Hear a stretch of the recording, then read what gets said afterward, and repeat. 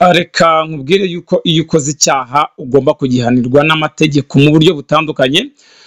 Nk'aba ni abayobozi bo mu karere ka Nyanza mu ntara y'Amajyepfo, bakaba rero urukiko rwamaze kubakatira igifungo. Rero ubwo ni ukuvuga ngo ni bya bindi mu Rwanda duhora tuvuga tuti nta muntu uri hejuru y'itegeko, twese turi munsi y'itegeko kugira ngo ibintu bigere neza cyane.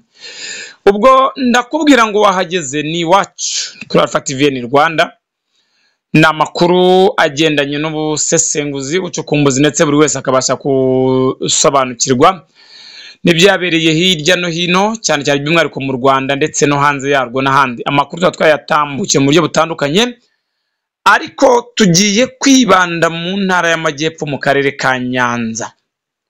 Karere ka Nyanza haravuga iki rero?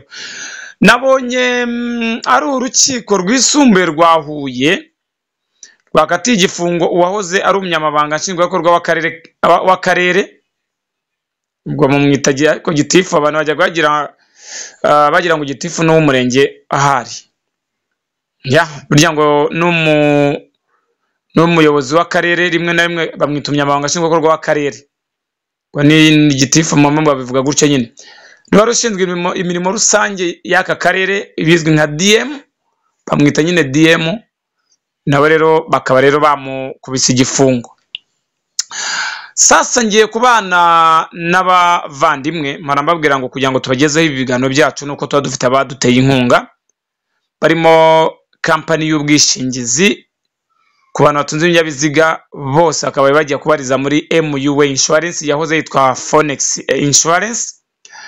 Bafite ishami rya Nyabugogo, iryo shami ni ry'abantu bisangamo cyane benshi, kuko Nyabugogo ni mu ruhurirane cyane rw'ibinyabiziga bitandukanye, ariko bigaba bisaba kugira ngo umuntu wese wumva ko afite ikinyabiziga ashaka ko yabona ubwishingizi bwiza kandi bwihuse, nanyarukire muri MUA Insurance hariya mu ishami rya Nyabugogo hateganye na banke ya Beka.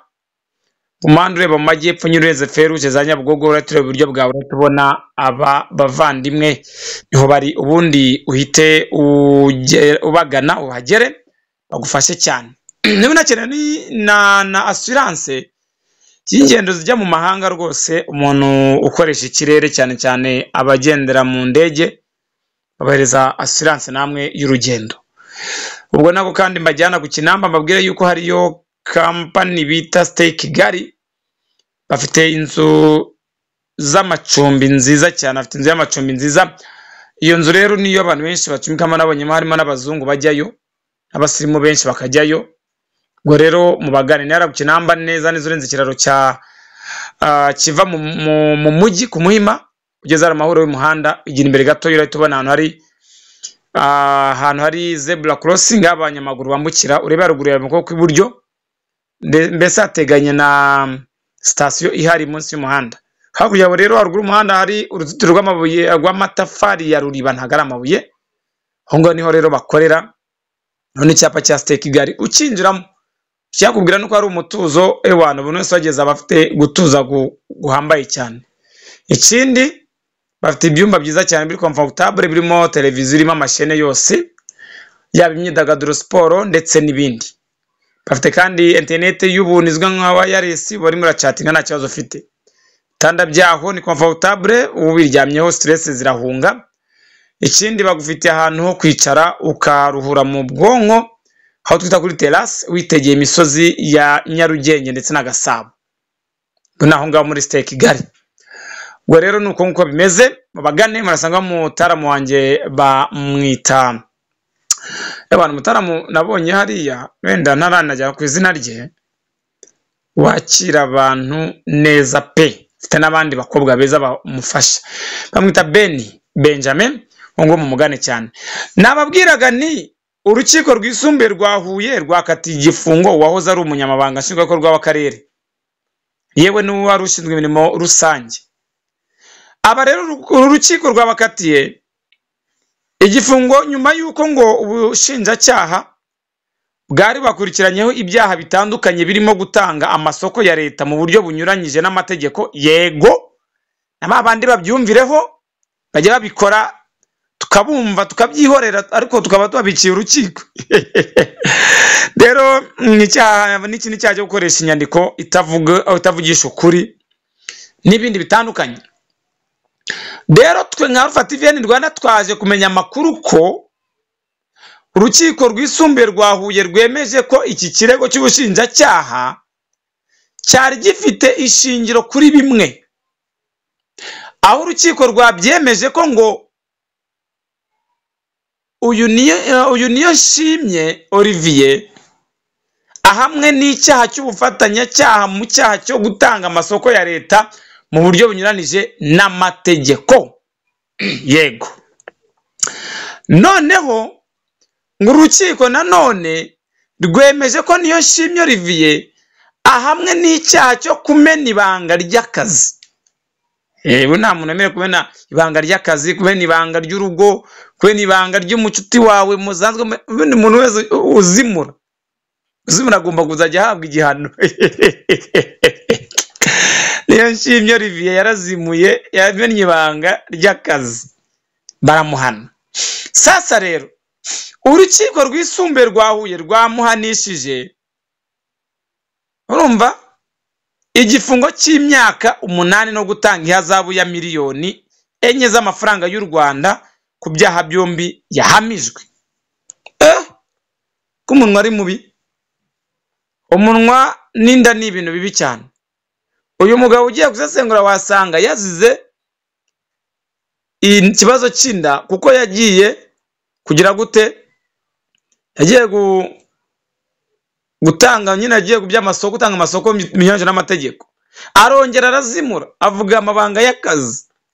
Arahari barahari bajya bamena amabanga y'akazi, kandi buriya benshi mu kazi bakora, wabona uvuye mu kazi uvuyemo ngo hari hasi uragira ngo barishyura, ugira ngo se bariya abantu ugira ngo ariko wagiye kuki utabivuze ugihakora. Rero urukiko rwisumbuye rwamuhanishije rwose uyu Niyonshimye Olivier wahoze ari umunyamabanga nshingwabikorwa w'akarere ka Nyanza. Ntabwo yari gitifu, ntabwo yari meya. Meya ngira ngo umuyobozi w'akarere ka Nyanza bamwita Ntazinda Erasme.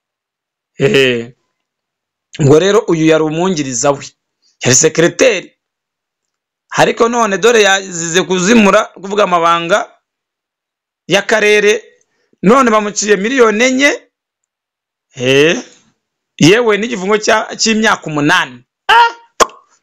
Ujye mwitondera kuvuga, nagiye nibutse ubitagabyutira kuvuga kera. Urukiko rwanemeje ko kandi witwa Mitiye Jean Bosco ahamwe n'icyaha cy'ubufatanyacyaha mu gutanga amasoko mu buryo bunyuranyije n'amategeko. Urukiko rwahanishije Mitiye Jean Bosco wahoze ashinzwe amasoko ya leta mu karere ka Nyanza igifungo cy'imyaka 7 no gutanga ihazabu ya miliyoni 2 ku cyaha cyo gutanga isoko rya leta mu buryo bunyuranije n'amategeko. Ariko nk'aba bantu kwa barahawe umugisha na Nyagasani bakabona akazi. Mu Rwanda hahora buri mwaka hatambuka abana b'abahungu n'abakobwa basoza za kaminuza, bakagenda bakicara bagategereza urwaje. None uyu muntu akagira amahirwe, akabona amahirwe yo kuyobora mu karere, yarangiza akabitera amahirwe akayatera inyoni. Sha mana we, Mitiye Jean Bosco nawe ngo ni yarinde uyu yarya ngo ni Niyonshimye Olivier, munkwajeje isoni rwose. Urukiko rwanishije Mitiye Jean Bosco wahoze ashinzwe amasoko ya leta mu karere ka Nyanza igifungo cy'imyaka 7 no gutanga ihazabu ya miliyoni 2 ku cyaha cyo gutanga isoko rya leta mu buryo bunyuranije n'amategeko. Urukiko kandi rwisumbuye rwa Huye rwemeje ko Nkurunziza Enoch baracyaza Nkurunziza Enoch ahamwe n'icyaha cy'ubufatanyacyaha mu gutanga amasoko ya leta mu buryo bunyuranije n'amategeko. Urukiko rero rwahanishije Nkurunziza Enoch wari ushinzwe imirimo rusange izwi nka DM, yarazwi nka DM niko bamwitaga, mu karere ka Nyanza bamuhaye igifungo cy'imyaka 7 no gutanga ihazabu ya miliyoni 2 y'amafaranga y'u Rwanda ku cyaha cyo gutanga amasoko ya leta mu buryo bunyuranije n'amategeko. urukiko kandi rwemeje ko Niyoshimye Olivier wari gitifu w'akarere ka Nyanza na Mpitiye Jean Bosco wahoze ashinzwe amasoko ya leta badahamwa n'icyaha cyo guhimba inyandiko no gukoresha inyandiko itavugisha ukuri. Ibyo byo ntago babishinjwa, babisimbutse. Ariko bari abayobozi bose batawe muri yombi mu mwaka, babataye muri yombi ngo mu mwaka ubundi ushize 2023 bafungirwa mu mujyi wa Kigali. Rero ngo mukuburana ifungwa n'ifungurwa ry'agateganyo ryabo ngo bararekuwe by'agateganyo, nyuma urwego rw'igihugu rw'ubugenzacyaha rwahise rwongera kubata muri yombi bwa kabiri. RIB ivuga ko ngo yabonye ibindi bimenyetso none bakaba bakatiwe n'urukiko rwisumbuye rwa Huye, bakaba bafungiye mu mujyi wa Kigali mu igororero rya Nyarugenge ahazwi nk'Amageragere. Ubu rero bari Mageragere aba bayobozi, ariko umva gereza hariya mu igororero ubundi cyane twahitaga gereza, none mu igororero niho byumvise byase byumvikana neza.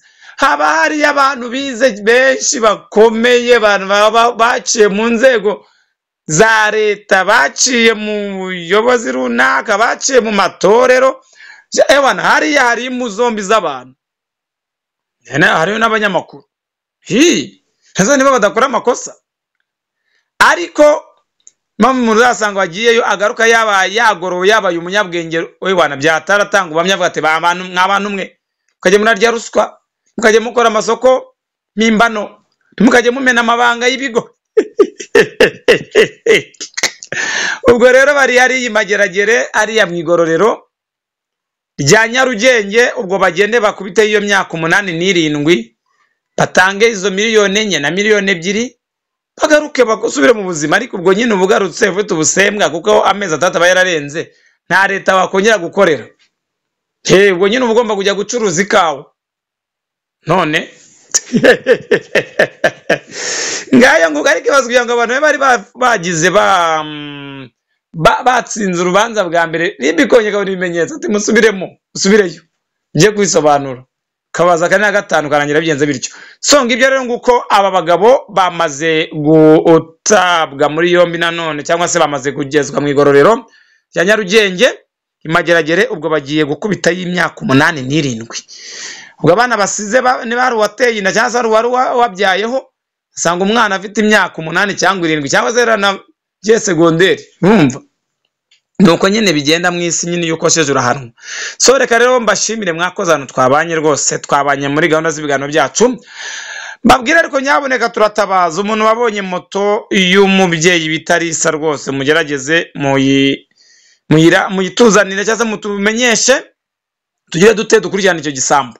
Moto yabuze ku cyumweru twashize, cyumweru cyashize mbabarire, hari mu ntara y'Amajyaruguru mu karere ka Rulindo, ariko turacyarimo gutanga amatangazo. Ni nako kandi inzego z'umutekano ziba zikurikirana ngo turebe wayibona, rwose yahabwa ibihembo bishimishije.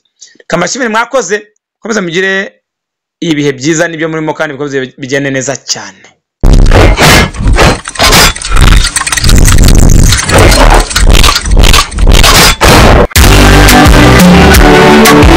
Itangazo: Mukeshimana Alice ararangisha moto yabuze mu urukerera rwo ku cyumweru tariki 21 Mata 2024. Iyi moto ikaba yaburiye mu mudugudu wa Kivumu mu kagari ka Rwiri mu murenge wa Cyungo mu karere ka Rulindo. Akaba rero ari moto ifite plaque RD 548N. Ikaba rero ifite carte jaune yanditse kuri Hategekimana Florien. Waba rero yabonye iyi moto yabuze mu rukerera rwo ku munsi wo ku cyumweru mu masaha ya saa 8 z'igicuku, wayibona yayigeza ku buyobozi bumwegereye cyangwa se agamagara kuri telefone igendanwa ariyo 0786188454 agahabwa ibihembo bishimishije. Mukeshimana Alice niwe atanze iri tangazo.